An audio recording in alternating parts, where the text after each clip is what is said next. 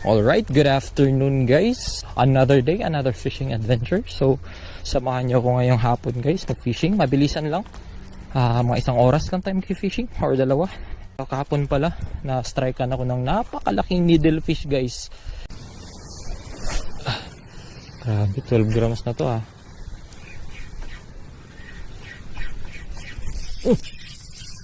guys, laki. Ayun na, ang laki. Ay na! Laking needlefish guys. Kinatanggal.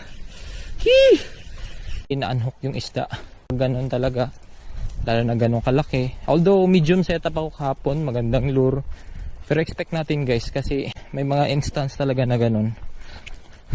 Ma-unhook talaga yung isda. Pero thankful pa rin ako sa Panginoon dahil naka-experience tayo ng magandang laban. Yan. Ganda-ganda ng laban kahit saglit lang. Pero nung pagtalon niya na, sakto natakpan ng kamay ko.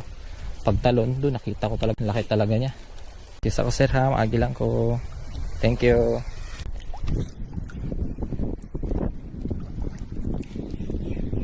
Ano na rin ang tubig. Takas ng alon.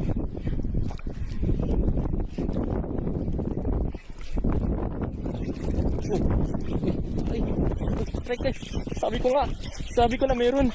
Thank you Lord Jesus. Thank you Lord Jesus. Thank you Lord God. Snapper. Checkered snapper. Thank you talaga Lord. Meron, good size. Checkered snapper. Thank you Lord.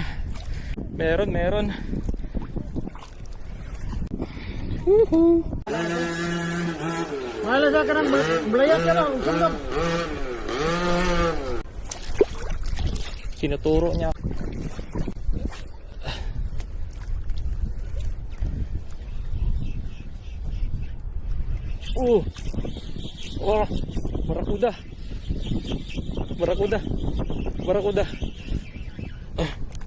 Barakuda.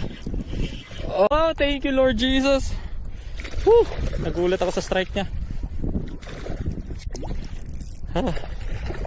Bumabalintong pa. God, Lord, thank you. So guys, tiki. Bye.